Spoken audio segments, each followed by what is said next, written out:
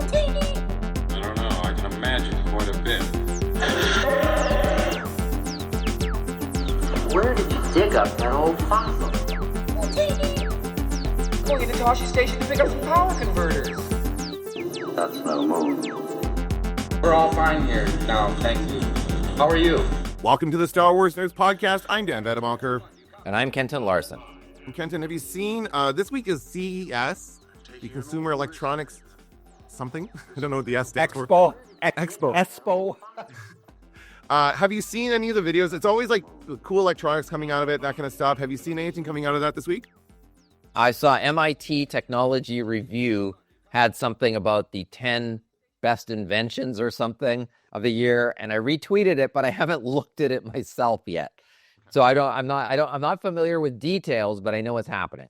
The one big development this year is the AI robots. There's a company there that sells AI robots like human. They look like humans. They have skin that feels like skin. You can use it for all kinds of different things. I'll bet. They cost $150,000 each. And you can have it custom made. It's creepy. It's so creepy. You can have it custom made to look like somebody you know or to look like somebody else. Oh. Isn't that weird? So disturbing. And how would you do that without getting that person's permission? How would you? No, I don't know. There must be some legality to it. You must not be allowed to copy a person. No, you can't. I just read a book on copyright. It's called Persona Rights or whatever. So you can't. I mean, it's the classic. But if they never knew, how would they know? Right. I think it's interesting. And there's also a movie coming out. I just saw a preview for a new movie called Companion, which is kind of following along the same story. And it stars the younger Quaid, the Jack Quaid, the Dennis Quaid's son, from The Boys.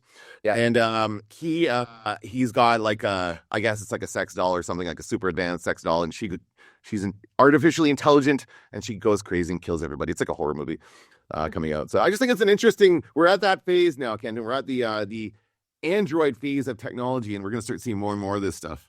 Well, that was also a long time ago. That was the movie Her with Joaquin Phoenix. So that was more about the device. That was more about like the actual, she was more of a phone than a robot, right? Oh, also Black Mirror had the episode with Domhnall Gleeson about the dummy arrives in the mail and you fill his head with the AI. Yeah. Or whatever. But then what do you do with them when you've had enough? After you're finished grieving the death of the actual person, then what happens? I don't know. I just think it's so creepy. Yeah. Look up those videos after we're done here, and you'll see. It's just creepy as hell. Yesterday, I got to point out, yesterday CBC had an article that said, if social media is full of AI bots, is it still social media? And I think that's a very good question. Yeah, that's right. And I feel like I saw another video that was talking about that and saying how all that AI, and Facebook, of course, is backing off. They were going hard on the AI. Now they're backing off on the AI because nobody likes it. And now, but they're saying that it's going to drive people off of social media. Like, why would you go on Facebook or Twitter or whatever when that kind of shit's happening? People don't like it, and it's going to tank your platform. And Facebook, of course, is or Zuckerberg now is making sure that they're not going to do fact checks anymore. Yes, I saw that. I saw that. Actually, pedophile Mark Zuckerberg is taking away fact checking. That's right. It's unbelievable. So I mean, what's with this guy? Like, every time I look at the news, I go, this fucking guy, and it could be 6 different guys. You could probably guess the other ones, but oh, for sure. We are officially in the dark timeline. I think that is. Yeah. Okay, but we have, of course, it has been a bit of a break since we've last talked. We've had 2 episodes of Skeleton Crew, and I thought it was interesting that they kept it going over the holidays. So we had one episode on Christmas Eve, and the other one on New Year's Eve. Did you watch those episodes on those nights? I sure did. Yeah, I sure did. I was excited to watch them. You went from that to Dick Clark? I watched 0 minutes of Dick Clark's Rockin' New Year this year. Hey, if you've seen one band lip sync, you've seen them all. Yeah. I didn't watch Anderson Cooper get uncomfortable with Andy Cohen's jokes. We sort of know what to expect at this point from all of those things. I'm sick of seeing the Australian celebrating first. I'm sick of that. Then I'm sick of the around the world. Let's look around the world. Because all they're doing is they're all partying, and then you end with the inevitable bad news story first thing in the morning about some horrible terrorism act that happened overnight. Yeah. It's become this predictable news cycle. That's true. Very true. Okay, but we have, of course, let's talk about Skeleton Crew. Yes. And we won't well, I guess we'll focus on the most recent episode, but it's been awesome. I mean, I'm still loving this show. I think it's a great show. Jude Law is creating this character that I'm not quite sure, but he's almost out scoundreling Han Solo at this point. He's just so good. You don't know where he's coming from. You don't know what's going to happen with that guy. And I'm liking the kids a lot more. The kids are not as annoying as they used to be. The acting is better, and I think they're actually each kind of doing their own thing and doing a good job of it.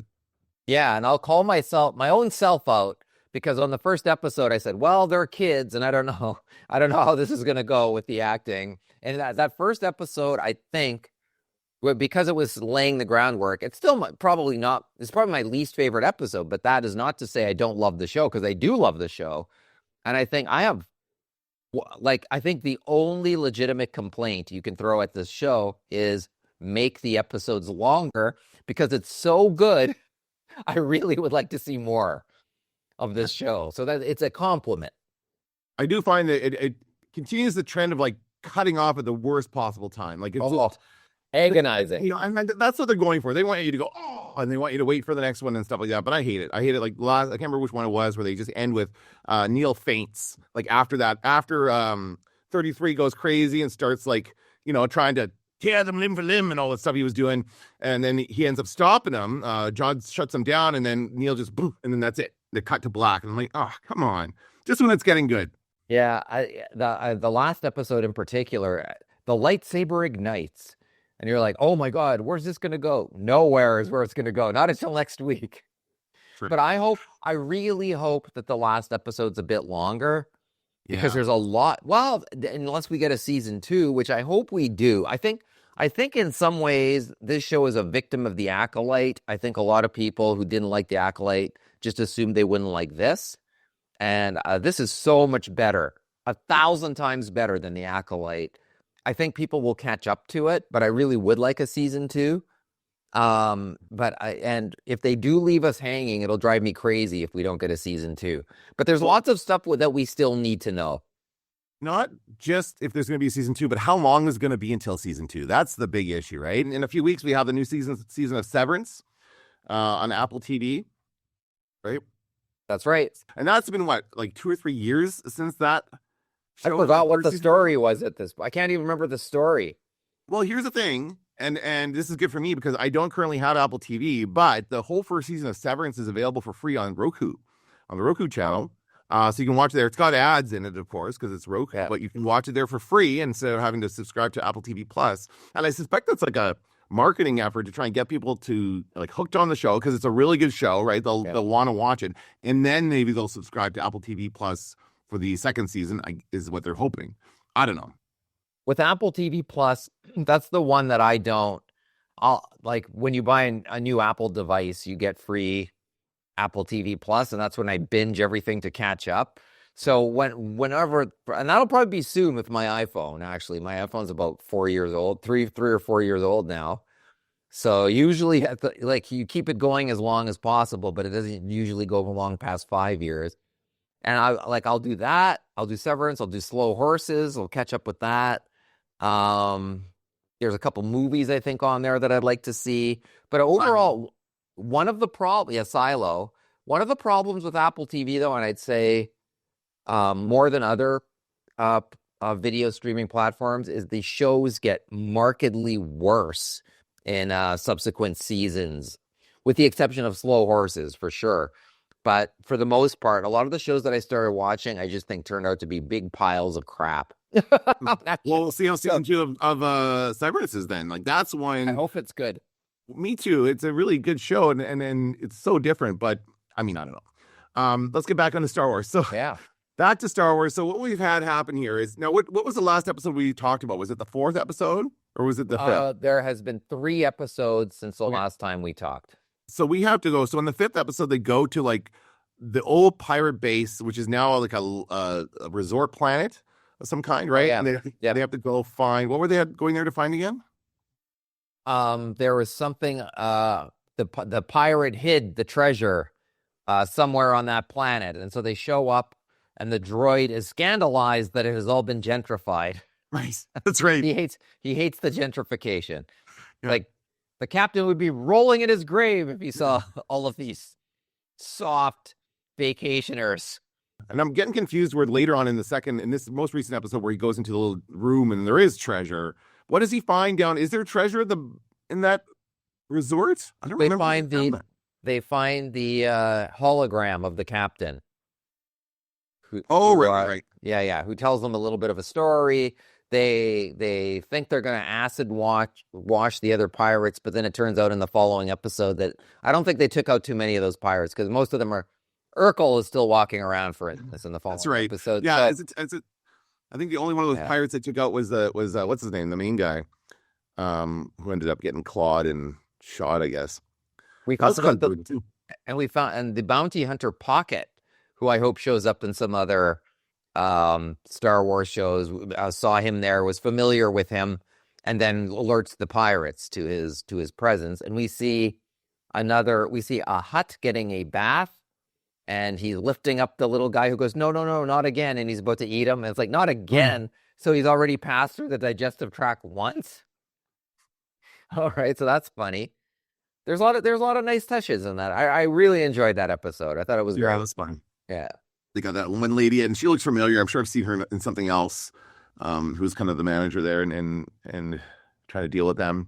And so then the Jaw's like doing a lot of backpedaling over these next few episodes where he's trying to convince the pirates to come on his side. He's kind of betraying the kids, and he does end up betraying the kids because he basically takes over the other ship, right? I'm skipping ahead. I can't remember any of this stuff now. I should have taken notes. Well, the most recent, I mean, hey, like the 2 episodes that happen, they go to that planet, and in the episode after that, they come out of the chute that they dropped down in the prior episode, and they land. We meet the crab monster. We find out that the ship has a hull that they can detach from. Oh yeah, right, like all of that. So that's what it does. Right, those are the 2 episodes before the most recent one this week, and they're both great episodes. I love both of those episodes. I thought they were the second of those was far more. It was like character driven, and we found out about KB. Is that her name?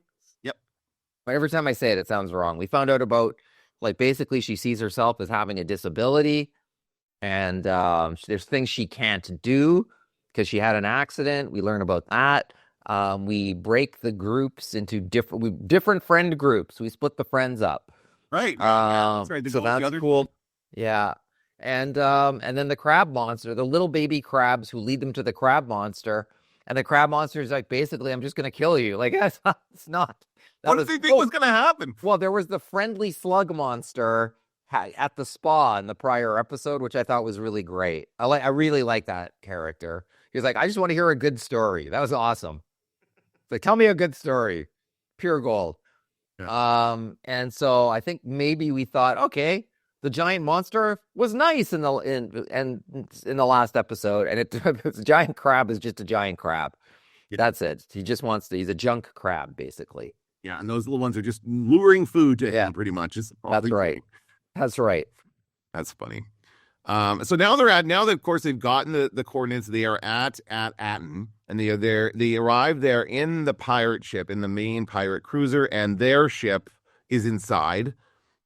But it has the armor now blown off, and then we learn that the ship is actually from Atten. So that's the idea, is that this pirate that had the ship to begin with, what's his name? I don't remember his name. He stole the ship from Atten so he could land it, and it's all automated, I guess. Like, I don't know. That's what it seemed like to me. Like, when this ship approaches, once they get in there, it does. Oh yeah, it doesn't zap them, right? They can fly through the barrier, and the thing doesn't zap them. But every other ship gets zapped by electricity or something, right? Right. So the pirates arrive there first, and they're looking at it, and you can see it's been disguised, because Brutus, the Wolfman, says that's a maelstrom. You can't fly in there. You screw us over, and we're going to send you out through the airlock. For the second time. And he's very eager to kill John. Like, he really wants to kill him. That's all he wants to do. He doesn't really seem to care about the treasure. He'll just any excuse to throw him out the airlock. And I think we've already learned you can't trust him. You can't trust him. Yeah. And so he does need to be killed ASAP. You shouldn't keep him around as long as you have kept him around, because you're already in trouble. And sure enough, once away, he talks himself back in from the airlock because he's like, the ship is the secret. It was really, really tense. Yeah, when they're like sitting there, the guy's like on the button, he's like about to push. He's like, wait, no, wait. I'm like, is he really gonna get blown out the airlock here? Like, I thought that might actually happen. So that was a good moment. Yeah.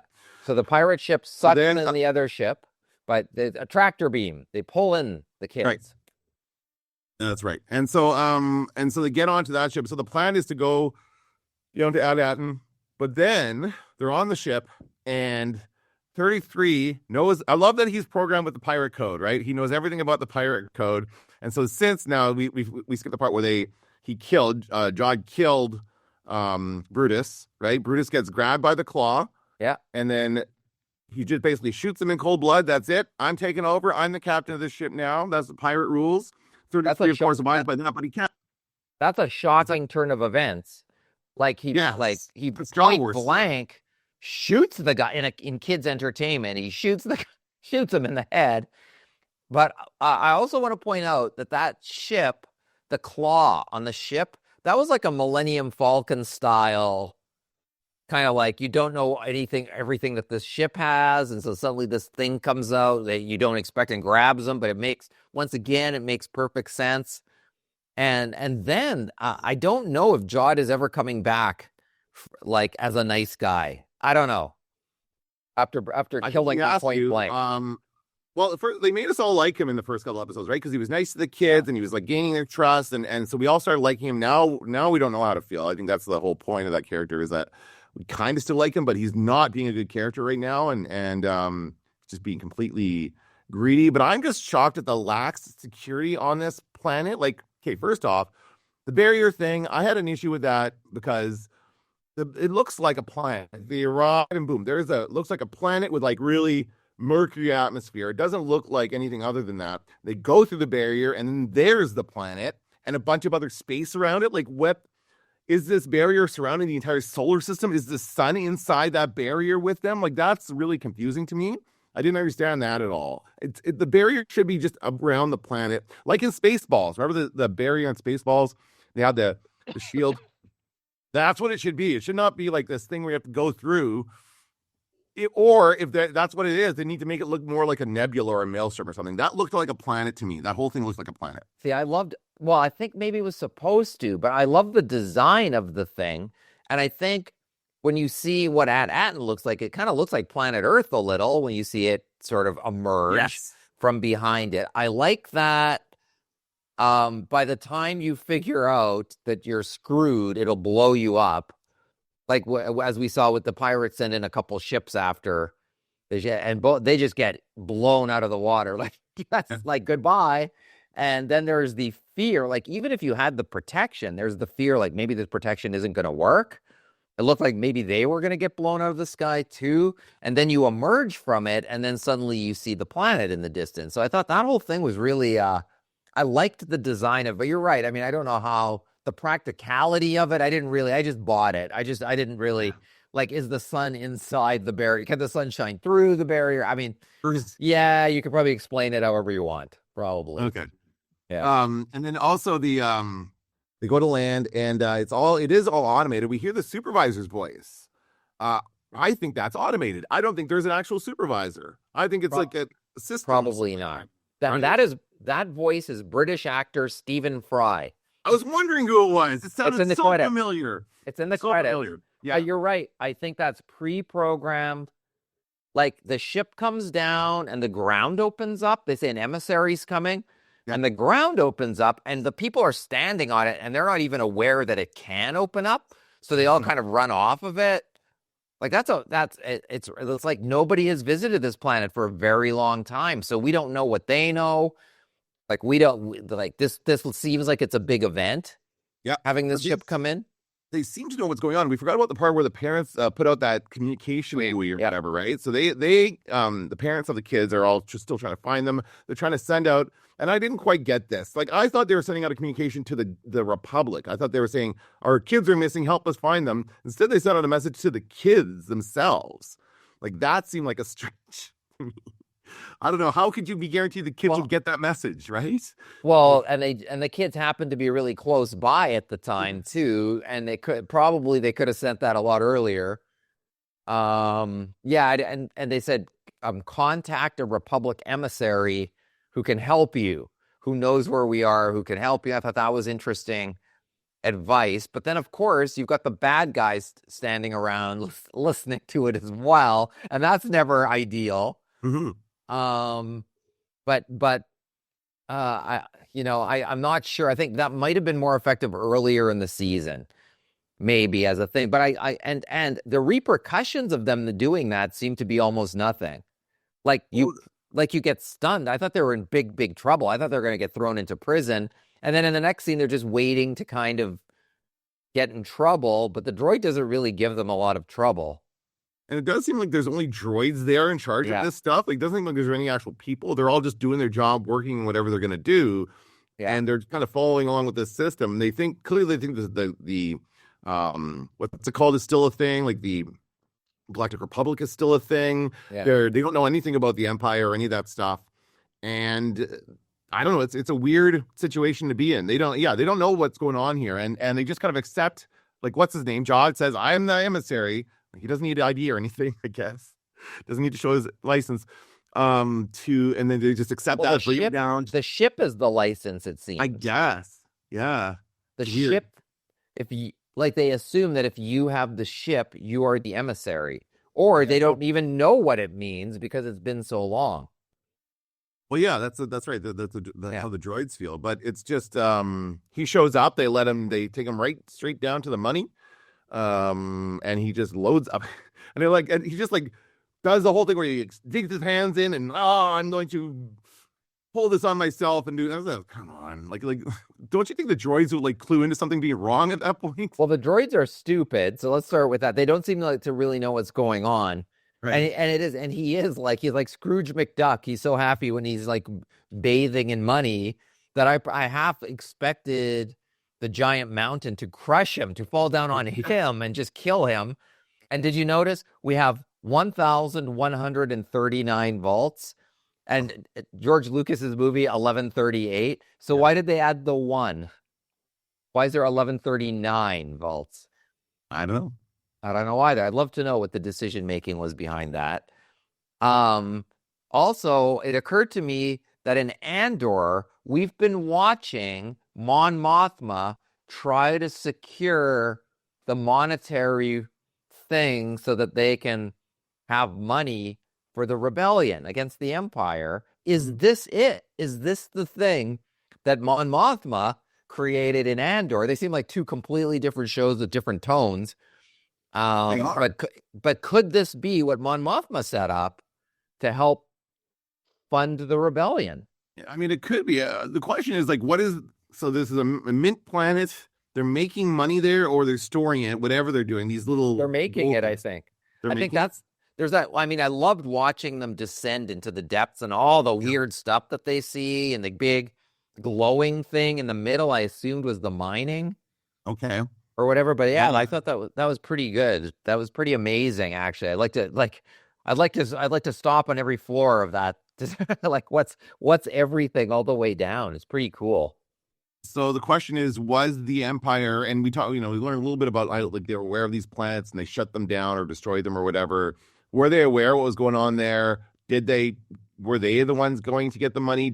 My question is, when's the last time one of these ships showed up at the planet like this? I think a long time ago. Before the Empire, before any of that stuff. Right. Well, remember, they don't know that Alderaan has been blown up. Right. Yeah. So they don't so it's been if Mon Mothma created this in Andor, then it's been, what would it be? Luke Skywalker goes from what in the original trilogy? I think it'll be 30-ish years, 30 years, 30, 40 years, something like that. And that we also don't know. Remember in the previous episode, they said the great work. We still don't know what is the great work. The mine? Is it something else? What is it? What is the great work? I mean, it is the making of the money somehow. And how much do the adults know? How much don't they know because they've been roped off from everything? Yeah, and they said you'll be told this when you're whatever, when they go through the selection process, and I guess once they're categorized into wherever they end up working, then they're kind of told about the whole thing. But they're kept in the dark as children, right? Which is kind of an issue. Yeah.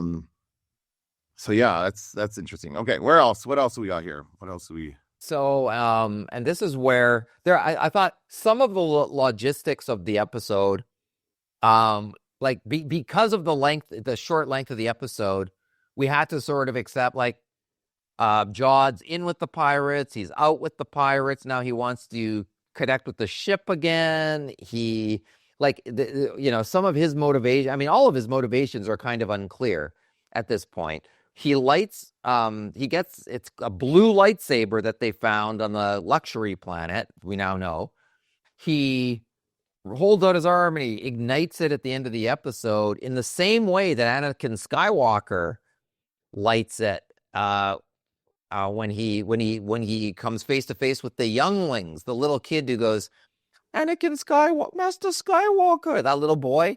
And then he jumps when the lightsaber goes on. Right. Yeah. I saw people online saying that that's Jude Law's character. And I mean, who the hell knows? Anything. Star Wars is a small universe, so it's possible.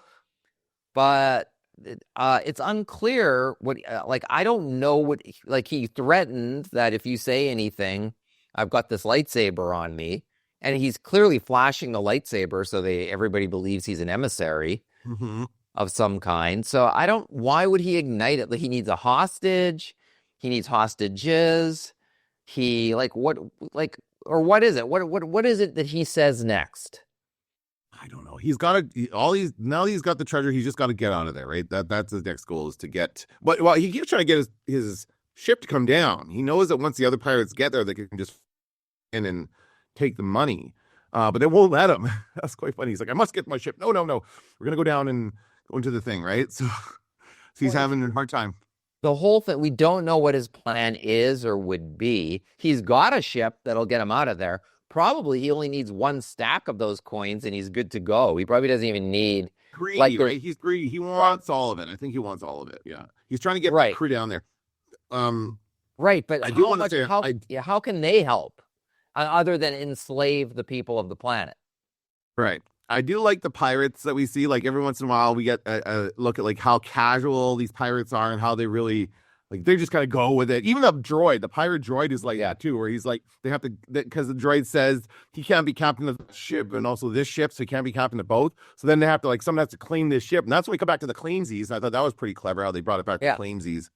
And so then they have to say to the droid, is that right? And he's like, close enough for me. Yeah. So yeah, no problem. Sounds good to me. The kids are in charge. Well, in the end, we find out maybe the droid just likes the kids, so who cares about the pirate code? And also, the droid punches Jude Law in the head once, and then Jude Law decapitates the row. We forgot about that part. But then we see the little rat run out, and I was afraid Jude Law was going to kill him, but he kind of scurries off, and I was thinking, that rat is going to reattach the droid's head. It has to be. That droid, that rat fixes the droid. I think it's got to be KB does it because she's the tech person. I don't know. Yeah, but they're being confronted by, if in fact he's wielding that lightsaber in a way that's threatening to them, the only thing I can think of that can come out at that moment to help them is that droid out of the ship. I mean, what else? Like, there's nobody with a lightsaber there that we know of. Like, if Luke Skywalker arrives in his X-Wing, that's a long landing. That it's going to say, like, there could be a massacre by the time he gets there. Yeah. If this were just a regular Star Wars, I'd say there's a Jedi Knight around. They're going to ignite a lightsaber. There's going to be a lightsaber battle. I don't think there's another Jedi. I don't think there's anybody with a lightsaber around. Or it also occurred to me, Wim, the boy. What if when he's faced with his biggest challenge, he can use the Force? Maybe he can grab. We would have had a hint of that or something at this point. Like, they haven't really indicated anything like that. The only person using the Force has been Jod. So I don't know that would happen. But we know that Wim loves Jedi Knights and the Force. Like, he studied it, and he's obsessed with it. maybe that unlocks something in him. Maybe he ends up with a lightsaber, right? Maybe he gets Right. it and he can feel something in there because he has it or something. He's fumbled it once already, so he's not going to fumble it again. But it's just interesting. I just keep thinking, how do they resolve this? And I do think, like, I don't know. Do you want Jod to be redeemed, or do you want him to stay a villain? I don't know. Either way, I feel like it's. I want him to be redeemed. I do want him to be redeemed, but that's also kind of predictable because that's what happens all the time, right? So if he stayed a villain, that would be very original.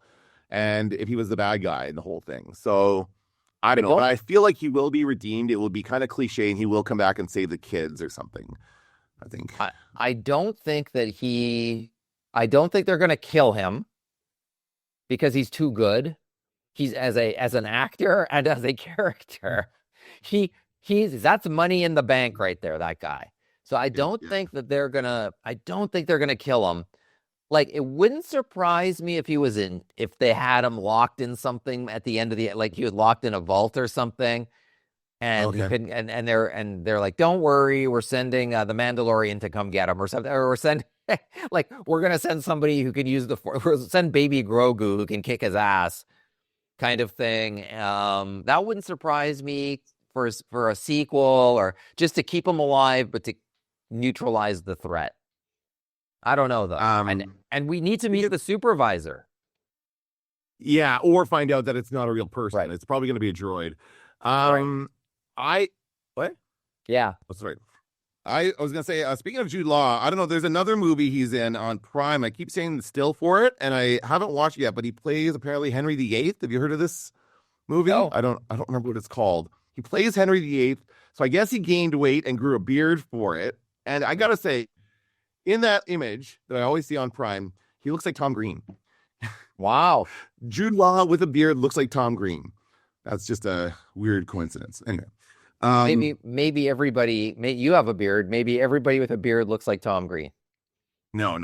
I don't look like Tom Green. Okay, so yeah, I don't know but we only have one episode left, right? There's only the one, and that's it. 8 episodes. That's it. Okay, so what's it? I mean, yeah, they got to wrap it up pretty quickly, I guess. I don't know what's gonna happen. What about a backstory? Backstory for Jaws. Tell us what happens on the planet, right? We need to reveal everything about Ad-Atten in that episode. The supervisor, whether it's a real person or a droid, a backstory for Jod, a conclusion. The kids are with their parents, so that's easy. That part's easy to resolve once you neutralize the threat, if you do. And then an indication, like either a cliffhanger where we don't know what just leaving us hanging and let's see, or leaving the characters at a place where they can come back again. Like, I'd actually like to see them in the Mandalorian and Grogu film. Oh yeah, that'd be cool. It's possible. Yeah, it is. And I think I would be like, this has been a successful show, right? That's like everyone says it's a good show. Everyone loves it, but I don't think the numbers are huge. Oh, well, I mean, it's not in the top 20 streaming or. Oh, really? I don't know. Think it is. It's too much stuff out there. It's got too much to compete with then, as far as that kind of stuff goes. Or because you're right, maybe it's because the Acolyte scared people off and they're not bothering with it now, right? So the Acolyte followed by a show featuring kids, because we were scared about that too. Right. But we always watch Star Wars, so we watched it. So we know it's a great show. But I think not necessarily everybody knows. Like, a friend of mine asked me, hey, is that show any good? I was like, yeah, it's really, really good. But it's like, there's certain people who just don't, they're like, there's so much to stream. They're not going to take a chance on something if they think it might be weak. Yeah, that's right. Feels like a waste of time. Yeah. So I love this show. Yeah, The Acolyte was a waste of time. It's so sad, but and once again, because the writing was terrible on that show. Yes, and just the level of detail in the scenes and the characters and the stuff around them is so interesting. So I think that because it's a successful show, they will come back for a second season, because they were going to do a second season of The Acolyte. I think they did have a plan to do that, but because it tanked, they canceled it. And so if this does well, they might do another season and maybe continue bringing it into the movie and the theaters and maybe go from there. But yeah, I don't know. It's too bad that not more people are watching it. Well, but once again, we don't know how many. If it's not in the top 20, that doesn't mean that nobody's watching it. Yeah. Like who even knows? And stuff that we never find out is what happens to subscribership when the show comes out. Like, does it help keep subscribers? Does it help new people sign up? Like, there's all these different metrics for streaming, and we don't have access to any of them unless Disney wants us to know. How many people are going to watch this later on? How many people are going to actually just wait until it's all out? Like, a lot of people I know will do that. They'll wait until the show, because they don't like the week-by-week release. They want to binge it, so they're going to wait till the entire show's out, and then they'll watch it all, right? So that's very common, too. Yeah, and I also know that there's people who've never watched Andor who are waiting to watch it before season 2 starts. Okay. So I think that, like, I think Andor wasn't a hugely popular. I mean, people loved it who watched it, but I don't think the numbers were massive for it. I think people thought a prequel to Rogue One wasn't interesting, but it turns out to be like some of the best Star Wars ever made. Yeah. So when you say that to people will generally watch something if they hear that it's stellar. You know, so I hope it keeps going, because this is really good. Yeah. Any predictions for the last episode? Well, I think Jod continues. He's not trustworthy, and so I don't think he's going to be redeemed. Okay. So that's number 1. Number 2, I don't think he'll be killed. I think he'll be contained, maybe in a giant vault surrounded by money. Ironically, it's perfectly or in keeping with him. Mm-hmm. I think you're right that the supervisor's a droid. Okay. What do you think? I think Jod is Snoke. Could be. Snoke does have that big gold robe. I mean, it's not out of the question that we might not, it's possible. After years, like, the dark side shrivels him up into whatever he is, and then he's like, he's so like he's just so enwrapped and enamored of himself. He wears all the stuff, right? I don't know. Just joking. No, I don't really have. That wouldn't surprise me, actually, if there was the origin of Snoke was somewhere on that planet. That'd be hilarious. I'd be surprised if they tried to tie it into the sequels trilogy at all. Yeah. If anything, they're going to try to the Mandalorian if we do see that. I don't know. I'm surprised we haven't seen anything like that in this show. Like, there hasn't been any kind of. I feel like that's the one thing. Yes, I will make a prediction. There will be some sort of some sort of person in this last episode. I don't know if it's going to be. Maybe it's Kim's Convenience. Maybe it's Mando. Maybe it's Carl. Was Carl Weathers still with us? Did he pass away? He passed away. Oh, okay, never mind. Oh, sorry about that. But okay, so it's not him. Maybe it's Amy Sedaris, right? Maybe right? Could be anybody. I like these characters. I like this world they're building in the Mandalorian, in this part of the timeline, and so I'm looking forward to seeing more. Yeah, I don't like if there's a cameo, I'd be surprised. Like, we have seen X-Wing fighters flying around for a bit. We do know that the X-Wing fighters are looking for the kids. So I think you're right that we're going to get like maybe a known X-Wing pilot comes by or something like that. Like, that would not surprise me. But it's going to be, what's his name with his hat on? Trapper John. No, who's the guy that was oh my God, I can't think. The guy wears a hat that did Rebels. I can't think of his name. Filoni. Yes, Filoni will be. Yeah, he's Trapper. That's the same as it. I think I think his name is Trapper John MD, as I like to call him. But it wouldn't surprise me if he shows up, or as you said, Kim's Convenience, Rebel pilot who we love. But I don't want there to be like a show-stopping cameo, because I like the universe that they've created here. I don't think we need that. I don't think we need, like, if anything, if we saw I think it was Trapper who arranged with the Mandalorian, you're going to run missions for me.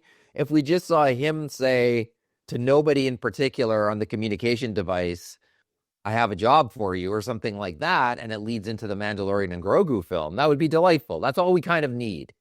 Okay. To kind of go, oh, they're connected. All right. Maybe a post-credit scene. Maybe we could bring that back. That, you know what? That wouldn't surprise me either this time. Because nobody would be expecting it, right? Well, this is Filoni and Favreau are producing this. Right. Like, they're not involved in it the same way as The Mandalorian, but they did give us that Book of Boba Fett teaser at the end of the season of The Mandalorian. So turning into the Book of Boba Fett. Seriously. Yeah, right. So it would not surprise me if there's like a little thing at the end. Okay. Cool. How about you? Any more predictions other than that? No, I don't think so. I'm just excited to see where it goes, and and I'm going to cancel my Disney Plus after this. I'm going to try and cancel my streaming services, my paid streaming services, to see if I can go without watching them. So we'll see how that goes. Well, when Andor shows up, you're probably going to want to get it again. I will. Yes, I will resubscribe for Andor. Damn it, they got me. I can't quit. Disney Plus. I justify the cost by trying to watch at least one thing per streaming service a month. Okay. If they don't have something for me for a month, I start to they're on the clock. At that point, it's like, okay, you have one more month to show me. You're done. I think it's worth the price if you even just watch one great piece of entertainment for sure. $15 or whatever. Like that's what you would have paid in a theater or something. That to me is fair. But if there's nothing, now you're just throwing money away. All right, fair enough. Okay, that's going to do it for this episode of the Star Wars Nerds. I'm Dan Dadebonker. I'm Kenton Larson. Don't let the Force hit you on the ass. Going into Toshi Station to pick up some power converters. Now I am the master. I'm taking an awful risk there.